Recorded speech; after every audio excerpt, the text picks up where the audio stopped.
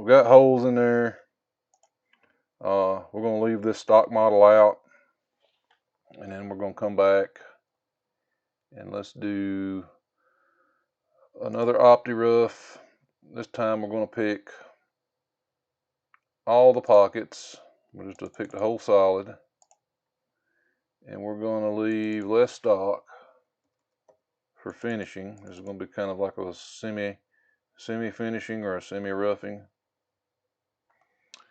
We'll pick our 1/4 inch ball mill. Now we're going to pick all these chains that bound the boxes. C-plane. See, it's doing some. Mastercam's freaking out on me.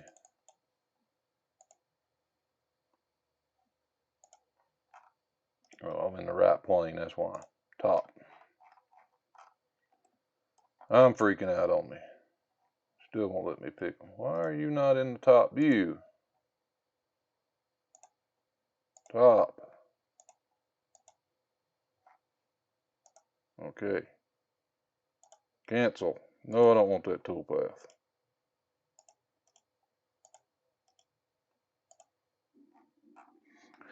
I haven't fixed it on this computer, but there's a way to always keep that.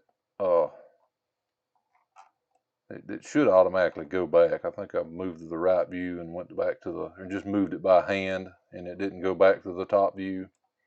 All right, try again. OptiRough, whole solid. I did that by clicking 3 times real fast. 107. Toolpath control. There we go. Much better. We're not worried about the holes right now. We want to rough the rest of that. 1/4 inch ball mill. I think I've got that figured out. Cut parameters. Step up. It automatically does this based on a percentage of your diameter. So whatever we had last time, like 25, 100, 6, and 10%. Those are all percentages. It was bigger with a 1/2 inch end mill, but now that we've got a 1/4, it's going to be even less. Steep and shallow. Notice I went to -1/8, 1 1/8, so it's looking at the whole part. I'm going to change that to this deepest pocket. Leave it for just for stock to leave. Transitions. Let's leave this alone for right now. What we're going to do next is we're going to go into stock. And we're going to go to rest material. And we're going to pick the latest stock model in the chain we have here. So stock model 5.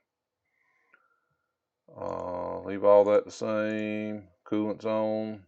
And hit OK. And what it's going to do is it's going to look at that previous toolpath or that previous stock model and only cut where there's stock left. Now, what that means is, see how in the bottom it's going to actually cut the whole bottom because we're leaving less stock this time than we did before. It's actually going to cut that bottom face.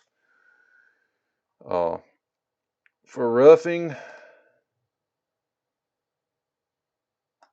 I'm not too concerned about that because we can actually we could actually come in with a different tool, and we actually come back with a 1/2 inch tool and finish that bottom face. This one I'd probably do with the ball mill because it's not a very big pocket. So let's see if we can fix it to where it's not taking as much on that bottom face. What we can do is we can change the floor stock back to 15 and see how that does.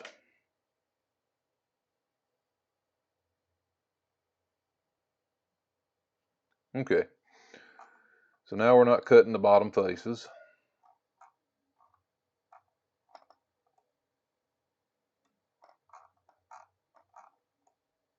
And it's roughed up the sides of the pockets. All right. What we're going to do now, I forgot. Let's see, let's hit F4 and analyze that radius. 8. That's an 1/8.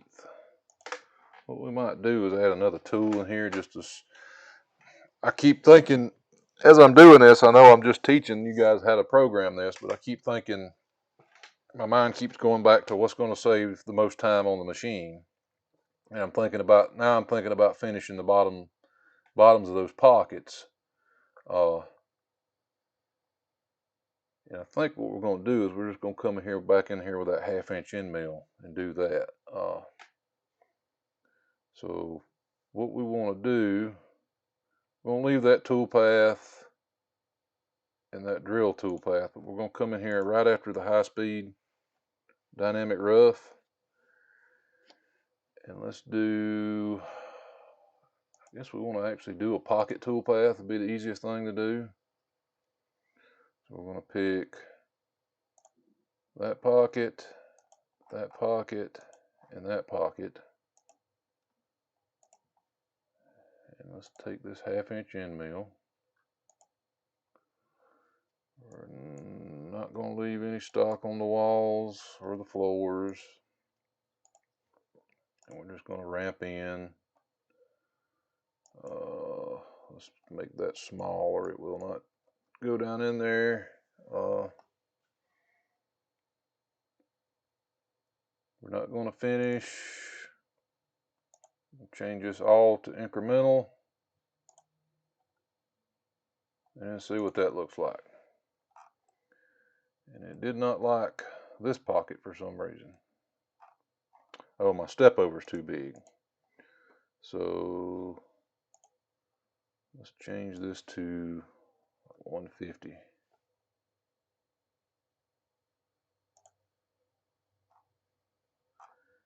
Still doesn't like it. How wide is that? Analyze distance from here to here. Oh, it's a 1/2" wide. What we can do, because those pockets have a corner radius, and our end mill has a corner radius, and the end mill has a 60 thou corner radius, so we're going to sell it -60. And let's do a 1/8 step over. Okay, now we've finished all the pockets. Now we're going to add this to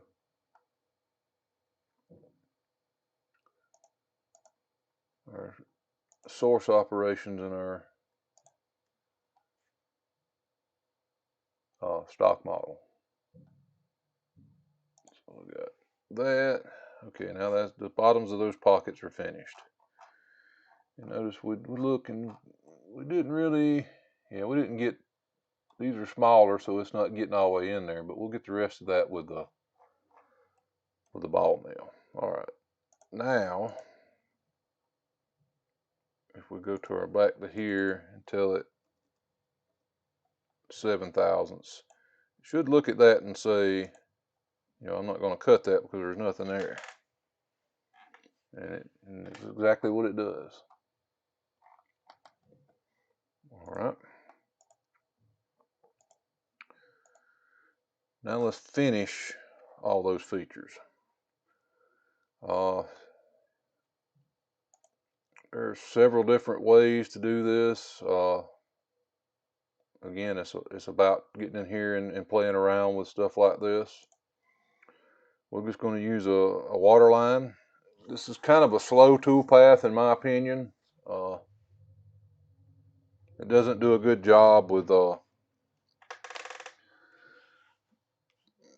ball end mills at creating the right step overs. It might be better with ball. I like to use a lot of corner radius tools, but it does all right with ball mills, but I don't like the way it does step overs and things. But I digress. We'll go on to, we're going to finish, so no stock. Now we're going to do this a little different. We're going to pick the pockets I did not want all that. Clear selection. Don't want that face. I don't know why it does this. You're supposed to be able to hit shift and it pick, only like those areas tangent to each other. All right, so do that. Now we're going to unselect the bottom faces. And we're going to hit in selection, toolpath control. I want to do a boundary chain on each of those pockets. Let's go back. I forgot to do this. Let's add our, we want to make the bottom faces avoidance and see what this will do. So until it leaves 0, even though we're not cutting it, but we do want to cut in certain areas. Let's pick our 1/4 inch ball mill. Got that all figured out. All right, now this is where it'll determine on whether you're, how your part looks and stuff like that. So we want it to look relatively good, so we're going to do a 12,000 step down.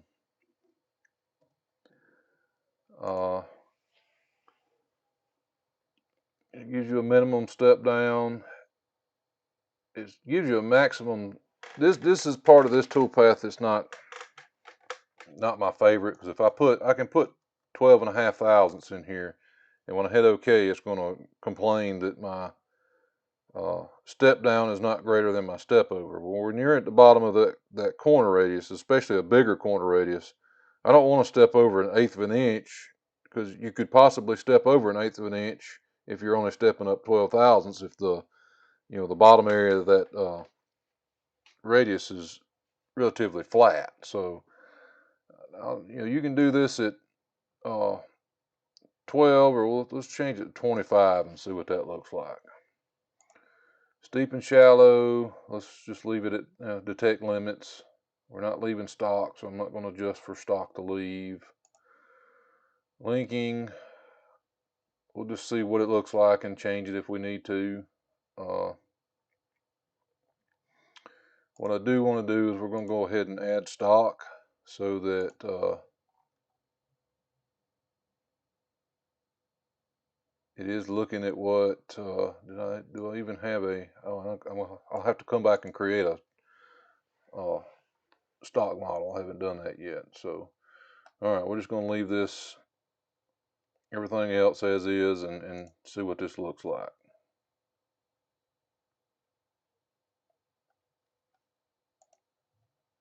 Okay, that actually looks pretty good. But I can tell you right now, there's probably going to be some stock left in these areas here. I may change that back to these bottom surfaces actually being a cut surface also. Let's go back to, let's create a stock model for it to look at. And that's going to be based on that one. Let's change this. Okay. So if we look at our stock model, that has nothing in the corners. That made it all the way there. This one did not, though. So we're going to have areas right here. Before we change those surfaces here, let's add stock and see if it sees it. I don't think it will.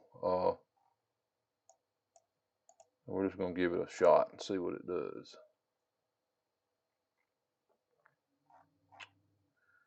Well, that's not what I expected. That's not machining anything. What have I got in here that's keeping it from machining?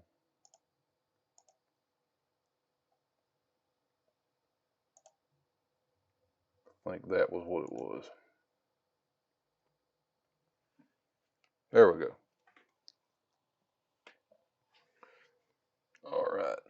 But did it machine? No, it did not.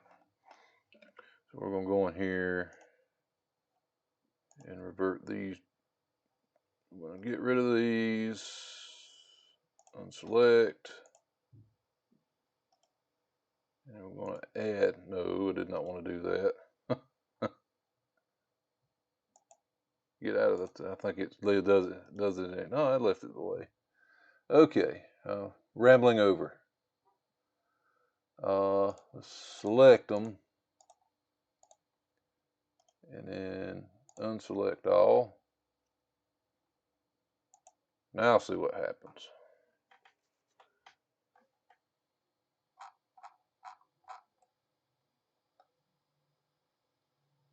Can't tell if it's doing that or not.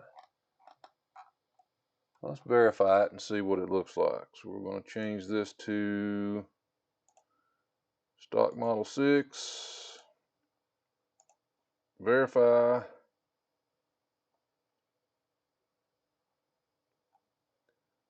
And let me turn, I want stock conditions.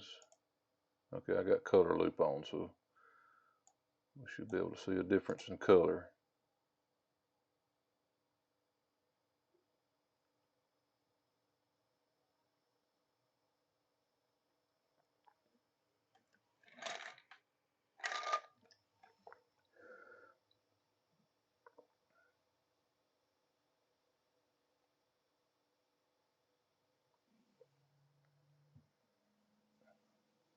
Okay, let's see what that looks like. Well, it don't look too bad. Looks a little strange here. I don't know why it looks that way. But I mean, it's something to get everybody started and playing with.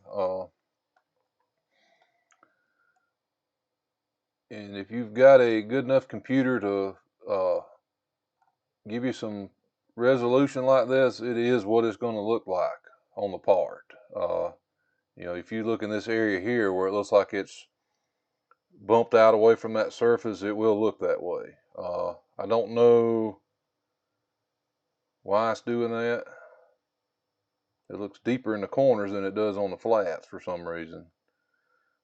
But I was just wanting, you know, point out that, you know, if you've got a pretty decent PC and you zoom in on Mastercam and you see all these divots and stuff like that, it's going to look that way on your part if you cut the actual part using that program. So this, you know, Verify does a real good job of pointing stuff like that out. Alrighty. You know, for time's sake, I think we're going to be, that's good enough to get everybody started. You could probably play around with some of your cut tolerances, your arc filter tolerances and things like that and make it look a little better.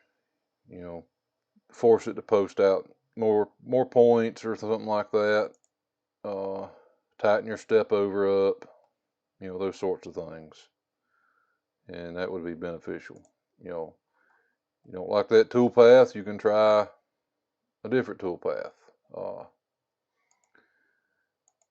You know, from what I found, the scallop works pretty good. And it would actually do a pretty decent job. And then you're just telling it I think it's what do you call it? Cut parameters. You can tell the scallop height and things like that, and it'll do a pretty good job. I could actually go into here and go into my toolpath type and just try changing it to scallop and see what it looks like. See, now it's going to cut that whole thing. I don't think, well, it does rest passes.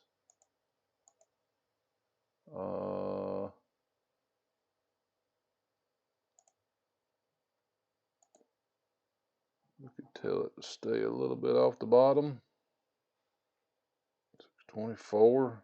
Will that keep it from cutting this bottom at least? Yeah. So you could play around with that. You know, do individual scallop toolpaths. And it actually does in my opinion, it does a better job because you've got more control of it's more of an equal step over. And you've actually got another toolpath called equal scallop, where it forces it to actually take, even on straight walls, it does, if you tell it do a 10th step over, it does that kind of step over. But let's call that good enough. And then we're gonna finish these holes, this outer chamfer, and we're gonna call that it for this video, I think.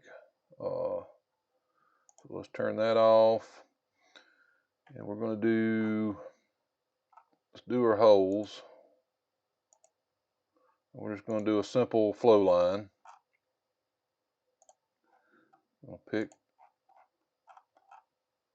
these holes. All right, after you pick flow line, this is an older toolpath here. It's not one of the newer application style that they've got. Move that out of the way so I've got a little more view. We've picked our drive surfaces. Now what it's going to do, and it's going to base this off of whatever tool it thinks it's got.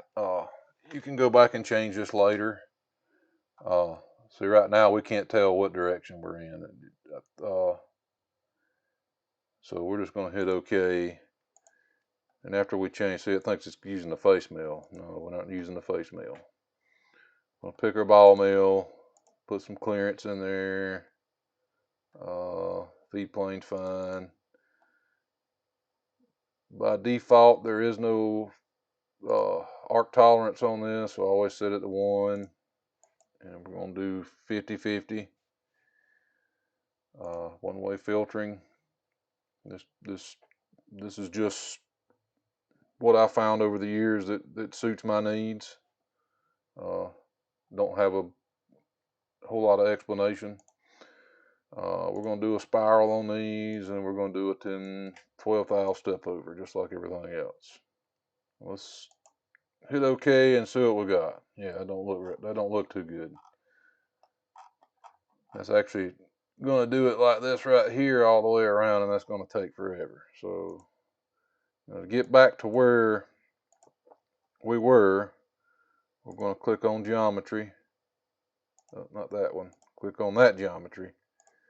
And now it looks proper. This is actually to the center of the ball, or the center of the sphere, the ball mill, or whatever tool you're using. Change your cut direction, and I want them all to start at the top. And we're going to have one that's going to not start at the top. The chamfers don't really matter. And I don't guess that matters either. As long as they're going the same direction, I like to keep these things climb milling. So we'll just leave it like it is, and since this is just for educational purposes. We're going to regenerate that. That looks a little better. Okay, this one starts here and then just spirals down to the bottom. And that one's going to drop down in the hole and then spiral out.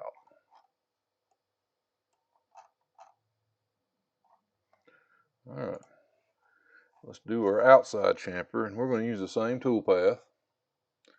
So once you've created a toolpath and you're pretty comfortable with it, once you start the next one, it should be everything should be set.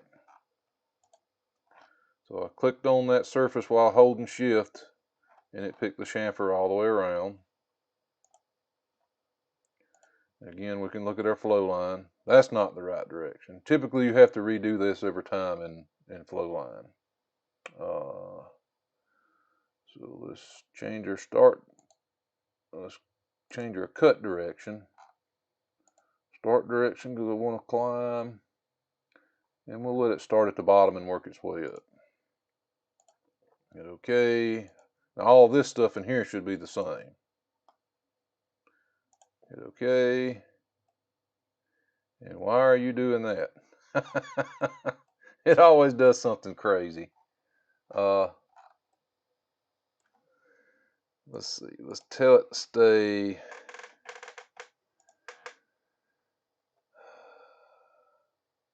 Optimize. I don't know why it's doing that.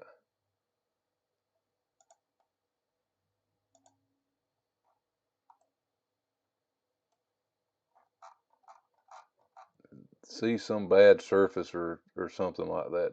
And that's why I was trying to do that. I can do, let's see if I add some check geometry like that face and the outside. Let's see what that does. Will that keep it from doing stupid stuff? Hey, that's better. So sometimes you got to think a little bit outside the box, and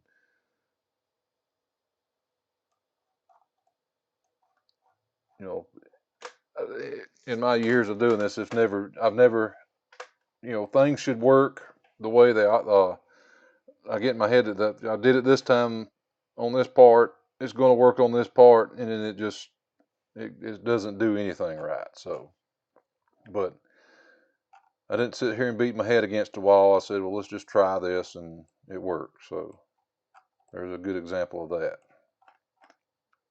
And basically all I did was tell the tool it can't touch, you know, don't touch the outside face and this face, only touch the chamfer. And that's what it did. All right. So what we'll do next is we're going to change our stock back to, for simulation, back to our original stock. And we're just going to run it all the way through, just so we can all see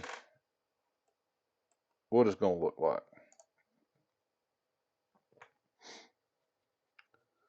And while this is running, I'll go ahead and say thanks everybody for watching. Please like, subscribe, please comment. I don't have any comments. Please comment on my stuff.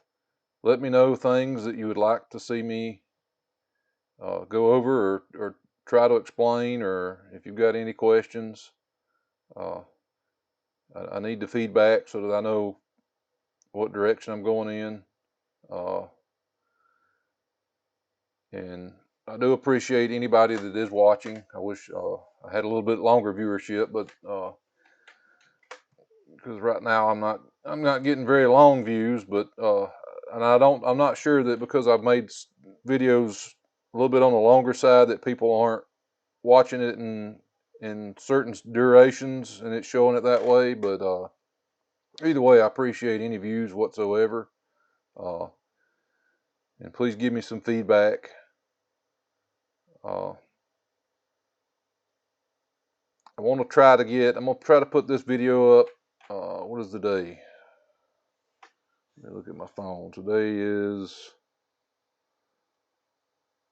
January the 20th. I'm going to try to put this video up this weekend. And hopefully try to get one more simple, quick video up. I'll probably put it in with the basics videos like I did that other one I did, as far as I think that was the model manipulation and stuff like that.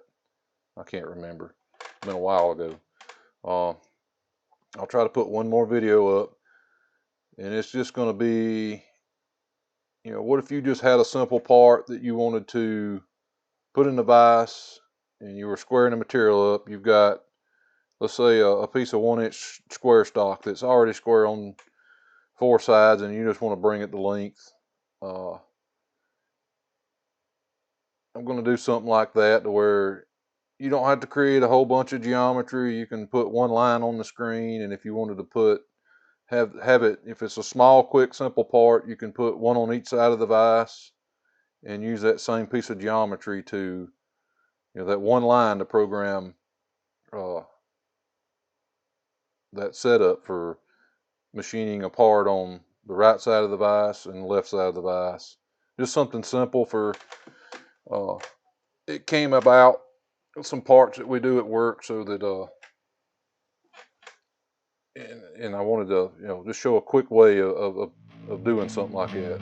And a lot of people are like, oh, I can program that in my head or at the machine. Sometimes you can, but sometimes it's easier just, you know, even if it's not just, you know, exactly what you want, it gives you a good starting point for editing at the machine, and you can do that. I believe that's a whole lot quicker than, you know, starting all your cancellation lines and all that mess. So I just want to put something out there that makes it, to show how you can do something really quick and do a really, somewhat complicated setup.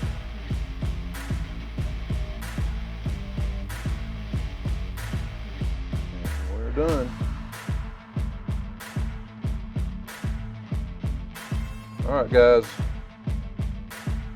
I think that's going to be it. Like I said, like, subscribe, and I appreciate all the views. And I'll see you guys next time.